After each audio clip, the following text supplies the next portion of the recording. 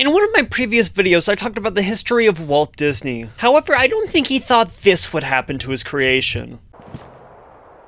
Sora and Sephiroth! Yeah, I bet he rolled over in his grave when Disney gave that the green light. This is Kingdom Hearts, a lovely collaborative series between Disney and Square Enix. This series has been a cultural hit in Japan and the West, with 10 games already released with 2 announced, several manga adaptations, a scrap TV pilot, and a whole lot more projects in the works. This game series has gotten a lot of flack over the years for cheesy writing and a complicated story. However, there is more than that. To show you that, I'm going to take you back to the first game to give you my heartfelt letter to Kingdom Hearts.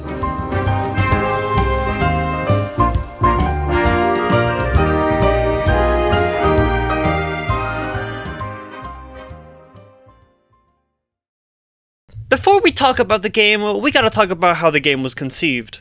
The initial idea for Kingdom Hearts began with a discussion between Shinji Haramoto and Hirobonu Sakaguchi about Super Mario 64. They wanted to make a game with the freedom of movement in 3 dimensions like Super Mario 64, but layman-only characters as popular as Disney could rival a Mario game. Tetsuya Nomura, overhearing the conversation, volunteered to lead the project, and the 2 producers agreed to let him direct. A chance meeting between Hashimoto and a Disney executive in an elevator allowed Hashimoto to pitch the idea directly to Disney.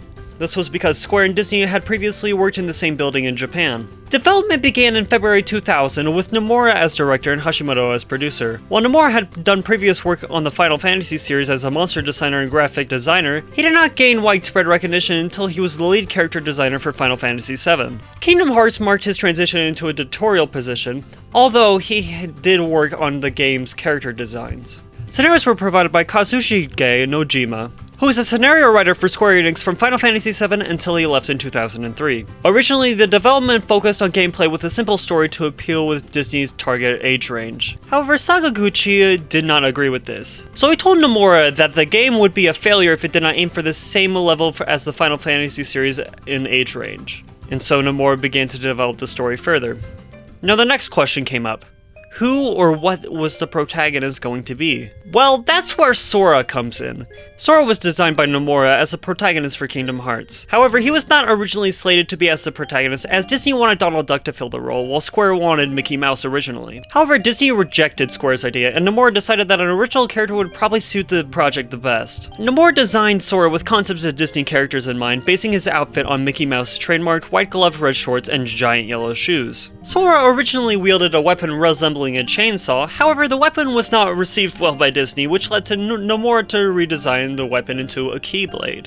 He was also designed with lion-like features, which were removed as the staff found them to be those of the like of Final Fantasy IX protagonist Zidane Tribal. The design was further reworked after a talk with the Disney staff, and Nomura finished it after a night's work. Because Sora was a new character in Kingdom Hearts, Square also added Final Fantasy characters to support this protagonist. And Nomura also put in Donald Duck and Goofy as Sora's party members to resemble the Disney influence. Okay, now that we have a basic understanding of how the game came to be, let's talk about the game itself.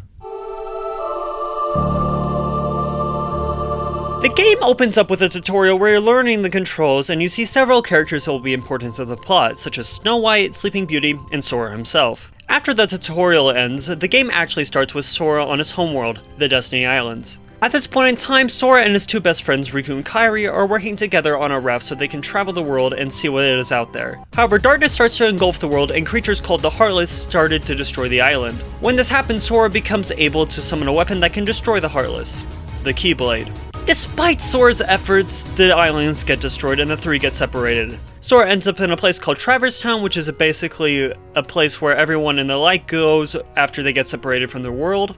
Riku ended up in a place called Hollow Bastion, where he met Maleficent and started to fall into the darkness. And Kairi, well, I'll get to where she ended up later. In Traverse Town, Sora meets Final Fantasy characters like Leon, Aerith, and Yuffie. He then also meets up with Donald and Goofy. They were there to find the Keyblade user to help their king, Mickey Mouse. Making sense so far?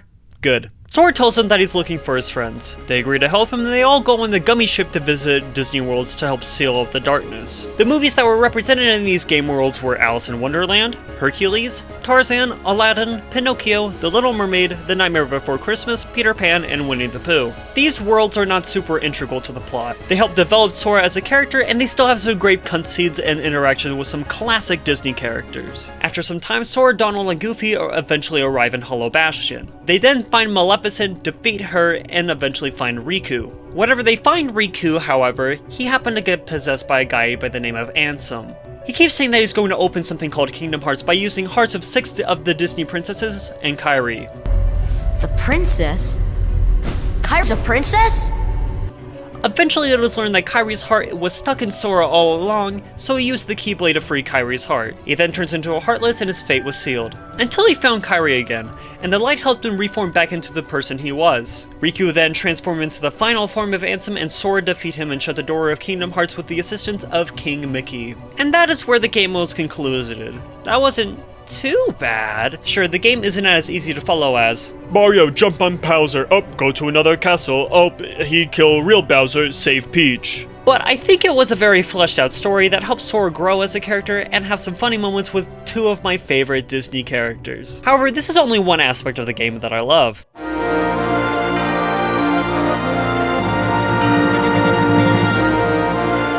I love how this game is played. It is a great mix of 3D platforming and the fun commands that most JRPGs have. And there are several commands that you can use in this menu. You can hit things with your Keyblade, you can use magical abilities which include Fire, Blizzard, Thunder, Cure, Arrow, Stop, Magnet, and Gravity. You can use a variety of items to help restore your health and magic points, and you can also summon other Disney characters that weren't part of the worlds to help you out when you're in a pinch.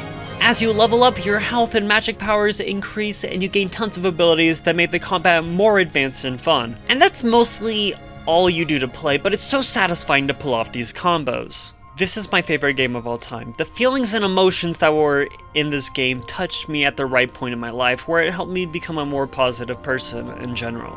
At this game I laughed, cried, got enraged, and got the best feelings of accomplishment. I hope you guys can maybe give this a chance, and maybe have your heart also be touched.